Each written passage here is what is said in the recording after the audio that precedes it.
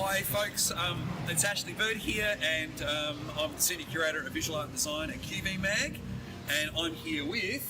I'm David Hourigan, I make miniatures. And we are in front of the Gasworks building, cooked with gas, an iconic building in Launceston. As part of an exhibition we're having later this year, Miniature Worlds, David is going to recreate this building in miniature for us. I love it. So we're gonna have a look at the details of the building and have a chat about the whole process of how you translate something iconic like this for Launceston into something that is going to be really magical for our exhibition. I use a range of processes. For rust, there's there's a couple of chemical processes I can use, and I quite love making rust because it's always a little bit out of your hands. It's always just in the lap of the gods as to how it's going to turn out. So you can control it to a point, but after a certain point, it's just a natural process. So you get what you get, and that is always really interesting to me. It's part of the building that I love.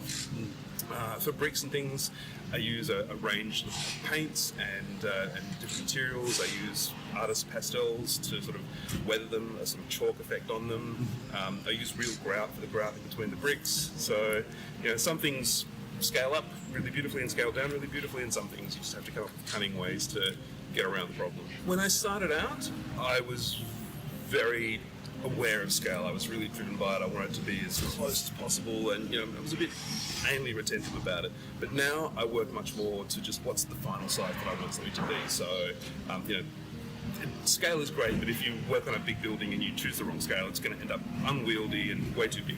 So I generally work to a final size and then scale down from that to whatever will work for the process. A lot of my work is infused with nostalgia, it's true.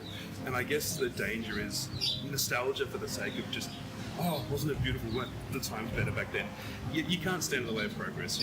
I don't want to say, you should have all these old shops that are falling down and no one should be allowed to touch them. That's not realistic, and it's not what I want.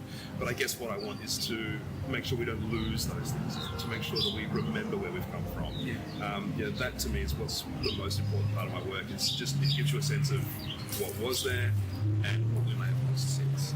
And you're so lucky. This building, I've looked into it a little bit, and there were plans to tear it down. 10 years ago, they just gutted the interior. And no one can really use a building full of massive boilers and huge industrial bits of machinery. But